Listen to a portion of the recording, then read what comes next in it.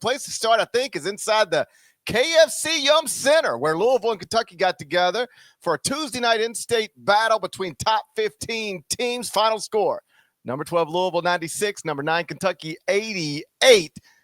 After taking over a program that finished 290th at KenPom in 2023 and 185th at KenPom in 2024 under a previous staff, Pat Kelsey has got Louisville off to a 3-0 start, featuring a big win over its biggest rival. Mikel Brown Jr. finished with a game-high 29 points. He's the latest five-star freshman to show out early in this season. Norlander, I know you were at Duke Army tonight. We'll get to that later. So I'm not sure how much of this you saw, but the truth is, I don't think you had to see even a second of it to know it was a special night for a program and for that fan base. What'd you make of the developments in Louisville tonight?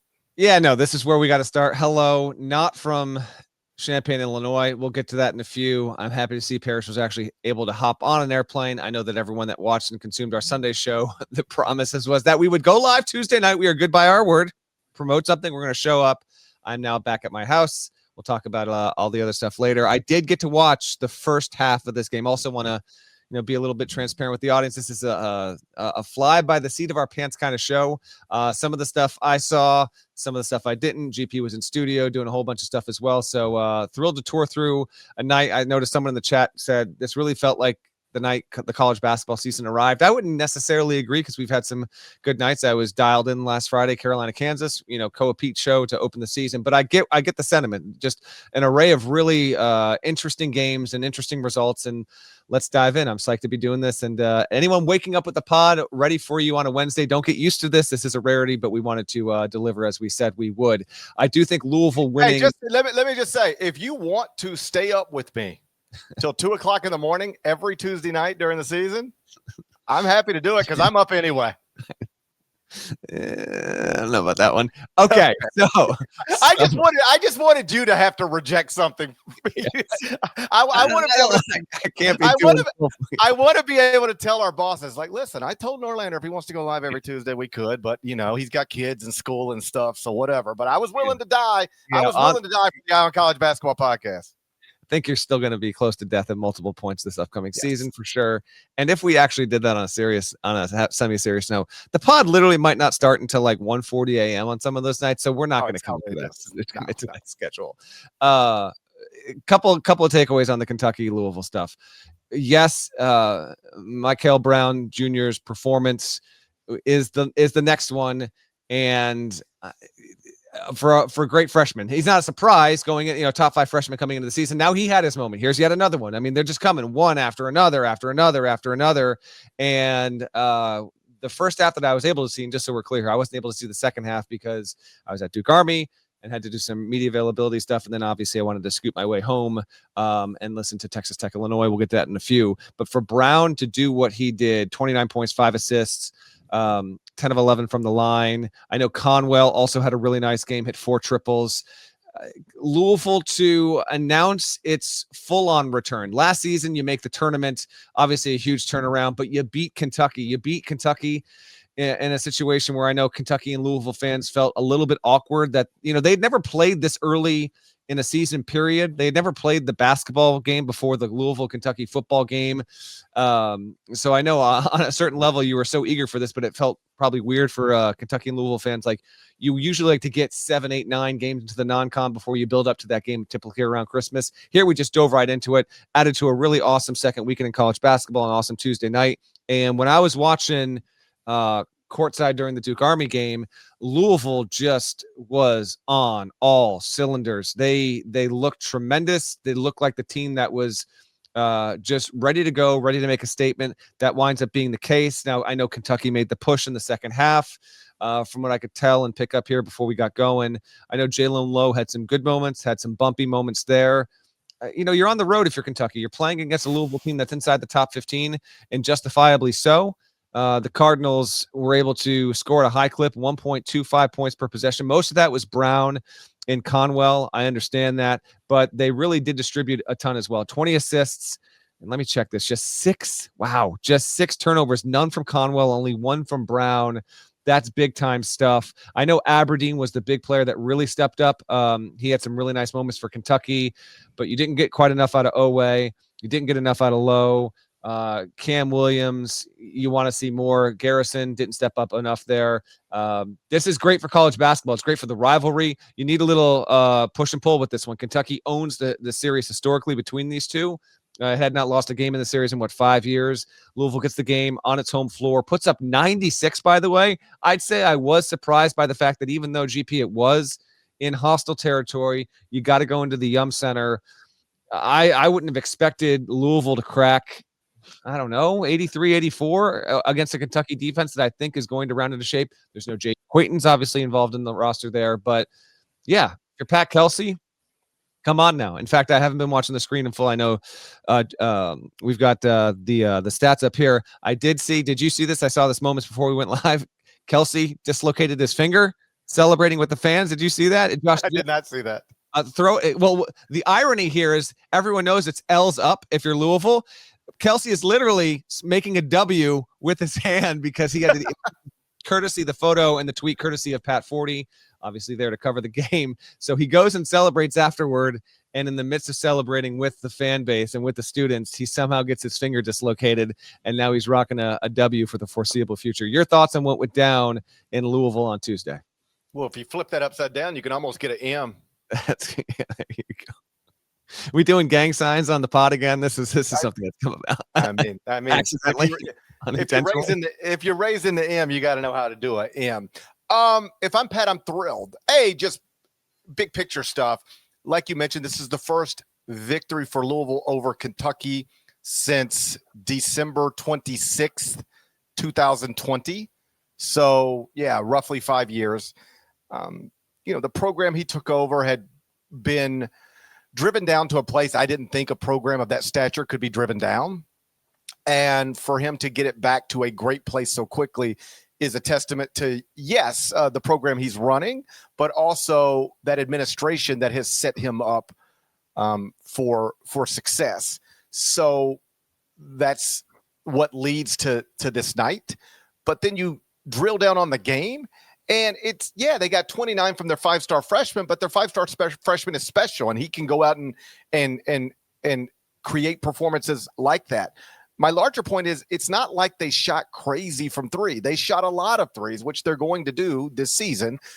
They prioritize shooting in the transfer portal. They've got shooters all over the court. They're going to launch from beyond the arc. They took 40 of them, but they only made 13. Now, I know 13 without context is a big number. Like most college basketball teams do not make 13 threes. But when you do the math on it, it's 32.5% from three. They didn't go out and go 18 of 40 from three. It was 13 of 40 from three. That's not like they're probably going to shoot better than that from beyond the arc most games, even if they don't launch quite that many. My point is this wasn't some like crazy good, they played out of their minds performance. Obviously getting 96, playing at that pace, only turning it over 6 times, that's great. But if I'm Pat, the thing that makes me feel best about the night is I don't know that I got some perfect performance from my team, and I still beat a team that some people think is going to win the SEC, that some people think can go to the Final Four, that some people have won in the national championship. Yeah, this is it's not giving a damn who wins and who loses the game. It's just refreshing that we had a Louisville Kentucky game with a good amount of anticipation around it. I think generally in that state, obviously, that this game has been, Kentucky and Louisville fans have been jawing back and forth for months, and it's practically a 365-day thing. But to have a game like this, really entertaining. I know Louisville jacked up a ton of shots. We're going to see plenty of that. But then, like, for Brown to get his moment immediately, like, this isn't a situation where we're getting to the end of November and preseason top 5 rated incoming freshman. When's he going to have it? No, it's here.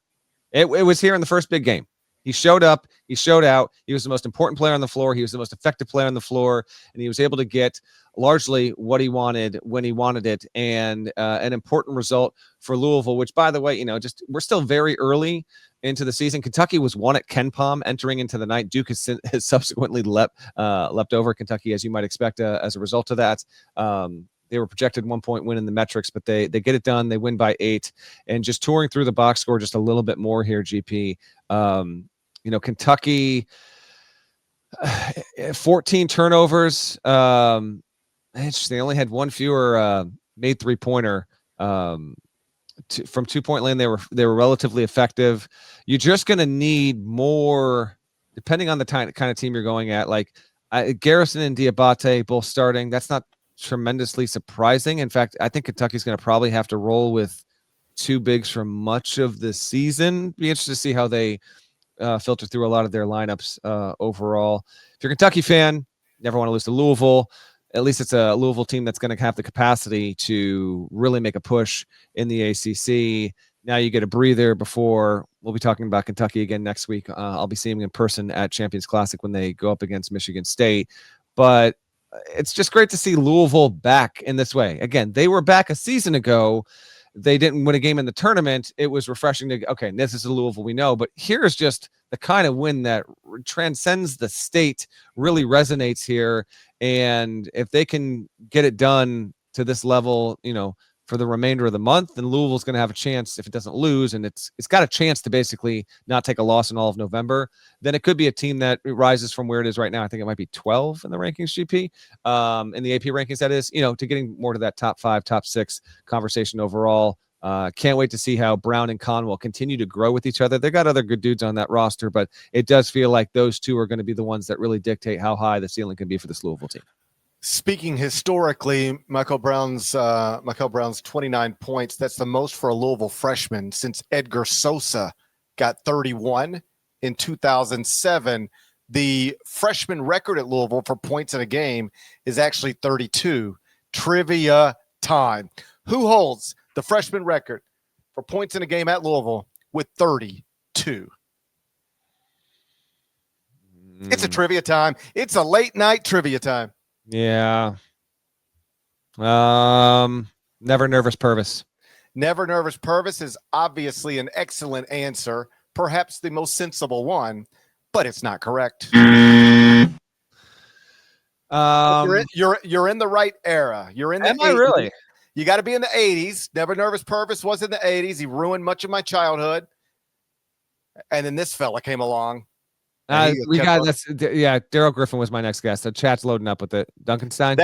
That is a nice answer, but it is also incorrect. Who we got? Lay it on me. The person who holds the freshman record for points in the game at the University of Louisville with 32, it's the great LaBradford Smith. LaBradford Smith. How about that? Once erroneously referred to as the Jordan Stopper. His NBA career. Michael Jordan absolutely torched that guy. Yeah. Well, I know he was the Memphis State Tigers stopper. All these dudes. And by the way, trivia time part 2. What conference did LaBradford Smith play in? Come on. I was raised on the Metro. I was raised on the Metro. Shouts to Bimbo Coles. Okay, there we go. I'm just yelling in a hotel room at 12:15 in the night. Just there's a businessman right next door to me. Like, what is going on? Did I hear somebody yell Bimbo? Did somebody just yell Bimbo Coles in the middle of the night? That's what's happening. It has been a wish of mine, a sick wish, a twisted wish that either you or me at one point when we do these late night shows, just get someone from the front desk just come up to your door and just knock on in the middle of the show. Can you keep it down, please? I will say at the Final Four last season where do you think we were last year? San Antonio? Oh, come on, yes. Technically this year, but yes, last season. Where did we? Yes, the Final Four was in San Antonio. I remember that. We stayed in an amazing hotel. The hotel was great, but the walls were very thin. And like every day, Chris Walker, my colleague, I remember that. Yes. He was like, "Bro, I am listening to the Gary Parrish show every morning, and I don't want to. I want to sleep." He had to hear every word. So, my apologies, but sometimes I get excited when I'm talking about the Metro Conference.